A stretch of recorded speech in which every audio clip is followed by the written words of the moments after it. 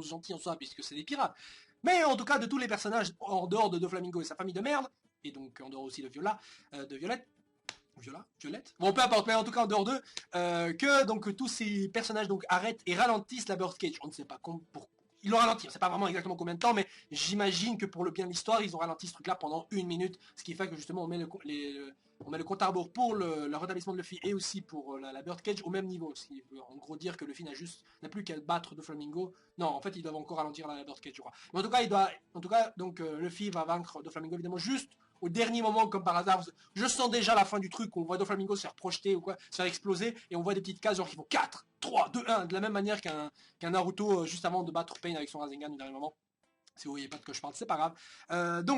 Donc du coup, ce chapitre aussi nous apporte une petite réponse déjà, c'est-à-dire l'interrogation de beaucoup de personnes concernant ces petits trous apparemment qui apparaissaient sur la Birdcage, qui étaient en fait pas vraiment des trous. En fait, la Birdcage n'a pas du tout cédé. En fait, ce que beaucoup de gens disaient, c'est des trous dans la Birdcage et Fujitora vu ça. En fait, c'est pas du tout des trous. C'est en réalité la manifestation donc du pouvoir de Manchiri qui a soigné en fait beaucoup des gladiateurs. Et d'ailleurs, je me demande pourquoi est-ce que ça soigne pas Luffy encore. Enfin, je sais pas pourquoi.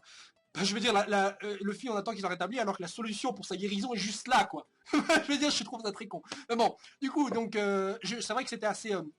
je me demandais, pardon, c'est vrai que c'était assez bizarre parce que je me demandais, oui mais attends, on n'a pas vu du tout les gladiateurs là se faire soigner, ça. Comment ça arrivait comment alors que c'est Manchiri qui a fait ça, mais on l'a pas vu faire. Et donc du coup on la voit sur le dos de Scarino, je vais l'appeler Scarino parce qu'il me rappelle Scarino, mais sur le gnome Scarino. Donc ils étaient en train de voler au-dessus de Dressrosa et donc Manchiri est en train de chialer et ces larmes évidemment sont en train de soigner tout le monde. Donc du coup ça c'est bravo, c'est parfait parce que comme ça tout le monde est assez fort et en tout cas utilise toutes ses forces pour ralentir la Birdcage. D'ailleurs ça donne une bonne excuse pour les personnages assez forts de l'arc qui ne combattent donc pas Doflamingo. Évidemment, il n'y a que les faibles qui combattent Doflamingo pour le ralentir, alors que les forts sont en train de ralentir la Birdcage. Ça devrait techniquement être l'inverse.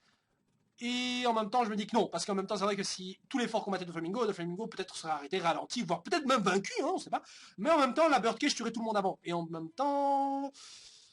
Voilà, enfin, je me suis dit, si tous les personnages comme ça qui sont en train d'essayer de ralentir la Birdcage butaient Doflamingo comme ça, tous ensemble, et je suis sûr qu'ils pourraient y arriver, ils n'auraient même pas besoin de ralentir la Birdcage, puisque voilà, enfin... Bon, en même temps, Doflamingo aurait juste à esquiver, à se cacher le temps que la Birdcage les tue tous, donc au final, c'est peut-être pas un si beau plan que ça. Et je me demande, c'est vrai encore une fois, pourquoi est-ce que personne ne va se réfugier à l'intérieur de la factory? Il y a beaucoup de civils qui savent pas quoi faire et qui ont peur parce qu'il y a des morts autour d'eux, mais pourquoi est-ce qu'ils ne se réfugient pas, effectivement, dans la factory qui est fait, donc, de granit marin et donc indestructible vis-à-vis, donc, des fils de Doflamingo? Je veux dire, ça n'est rien à comprendre. En plus, je suis sûr qu'il y a de la place là-dedans, merde. Et il y a même des sous-sols, carrément. Enfin, bref. Donc le compte à bord continue, Luffy toujours en train d'essayer de récupérer, et même l'eau justement se charge à la place de Guts, donc qui le portait, de le tenir à l'œil. Je ne sais pas pourquoi d'ailleurs, je ne sais pas en quoi, j'imagine que c'est pour avoir un petit speech. Mais il ne reste donc que quelques petites minutes avant donc la fin du compte à rebours. Évidemment, à la fin de Flamingo, qui continue de botter des culs et de la même manière en manipulant les fils, en transformant dans les bâtiments en fils et pas l'inverse. Donc c'est pas des fils qui étaient des bâtiments qui seront transformés en fils, mais bien des bâtiments qui ont été transformés en fils. Et même ici, une sorte de liane. Donc j'imagine que c'est la combinaison de plusieurs fils en même temps qui font des trucs qui ressemblent à des sortes de lianes, des fouets, de la même manière que la combinaison de plusieurs bras de Robin crée en fait un bras géant. Hein. C'est pas un bras géant tout seul qui pop, en fait c'est 1000 bras qui combinés en fait font un bras géant. Et si vous me dites que c'est faux, eh ben je vous recommande de regarder encore une fois le manga et même l'animé je crois, qui n'ont plein de petits bras qui poussent, et en fait qui font un truc géant. Voilà. Donc, du coup le chapitre en fait nous donne pas vraiment gros éléments nouveaux, si ce n'est que tout le monde est fier de ralentir la Birdcage, et même Fujitora d'ailleurs est en train d'aider, comme quoi lui aussi n'a pas envie de crever, parce qu'en même temps ces météores ne font absolument rien à ses fils, donc voilà. Le mec qui a légèrement le paramécia le plus puissant après celui qui avait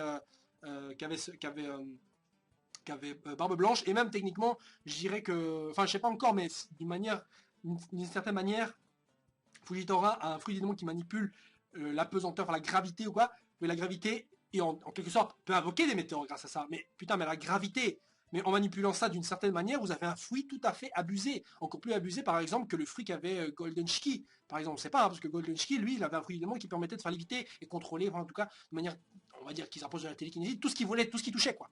Et là c'est autre chose, donc je sais pas s'il doit fournir des efforts pour soulever des trucs plus lourds, c'est peut-être possible, mais j'imagine que non, c'est un amiral, donc forcément qu'il connaît super bien son prix. Mais quand même, pour réussir à invoquer par exemple des météores, ça, voilà, quand même. Donc du coup, le chapitre s'est terminé là-dessus. Sur le compte à rebours qui est sur le point de se terminer. D'ailleurs, petit fait étonnant, on a Viola ou Violette, putain, je sais pas pourquoi je l'appelais Viola. Enfin, on va l'appeler Viola. Voilà. Viola donc qui essaie qui essaie donc d'agir contre Doflamingo. D'ailleurs, on ne sait pas vraiment ce qui va lui arriver vu que bah, il est nul quoi. Enfin, je sais pas, il est nul. Qu'est-ce qu'il compte faire? Je crois qu'il avait sorti un couteau, je sais pas, pour essayer de vaincre Doflamingo. Je veux dire, bordel de merde, qu'est-ce que tu veux faire? Je veux dire, Sanji aurait pu te décaloter la gueule s'il le voulait. Doflamingo, wouh! Ouais, la meuf, évidemment, elle veut faire la maline, elle veut se ramener, genre, oui, voilà, alors, je suis aussi, techniquement, je fais partie de la famille Don Quixote, donc je dois agir, gna, gna, gna. Non, mais non, non, non, reste caché et attends que Sanji, ton amour, revienne. Et par contre, ce qui serait drôle, mais tout à fait impossible, c'est que, effectivement, Viola arrive, essaie de combattre Flamingo et est sur le point de se faire éclater la gueule, mais en même moment, on a Sanji qui arrive pour la sauver.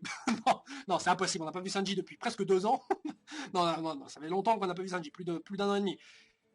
Mais je pense pas qu'on va le revoir ici. C'est tout à fait évident qu'on le reverra pas. Et j'imagine qu'au moment où Violette va se faire tuer, là, Luffy va se réveiller. J'imagine que c'est tout à fait ça qu'on verra. Et ce qui est plus intéressant, en fait, ce serait voir, en fait, ce qu'il y a à l'intérieur de l'esprit de Doflamingo, voir un flashback qu'il a eu, ou un truc dans le même genre qu'elle a fait, donc avec Sanji, avec son fruit du démon, donc qui lui permet de voir à travers les choses et aussi à travers l'esprit des gens, voir le squelette carrément, enfin, soit lire l'âme et l'esprit. Donc j'imagine, ça, ce sera très intéressant de voir ça sur Doflamingo, et peut-être même qu'on verra enfin ce qu'il a sous ses lunettes. Hein, parce que bon, j'imagine. D'ailleurs, c'est assez amusant, mais vous vous demandez peut-être. Enfin, beaucoup de gens me demandent. Attends, Doflamingo, il garde ses lunettes de soleil depuis vraiment le début de l'histoire. Mais qu'y a-t-il en dessous?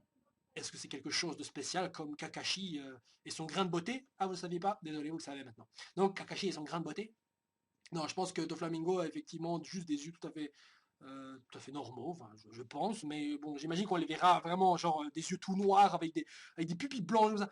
Enfin, le mec qui a un regard de malade mental, quoi. Bref, donc du coup, je vous souhaite une agréable semaine, et je vous retrouve la semaine prochaine pour une prochaine vidéo One Piece. Donnez-moi votre avis sur ce chapitre, et aussi vos prédictions concernant la suite. Et je me demande aussi une dernière fois pourquoi est-ce que le pouvoir de Bancheri ne soigne carrément même pas en fait les autres membres de la Don Quixote Family. Ou alors j'ai loupé un truc et qu'elle peut choisir qui elle va soigner parce qu'en fait elle distribue ça comme des œufs de Pâques. Hein. Mais donc voilà, je sais pas pourquoi. Bref, donc sur ce, agréable journée et bonne semaine. Ziou.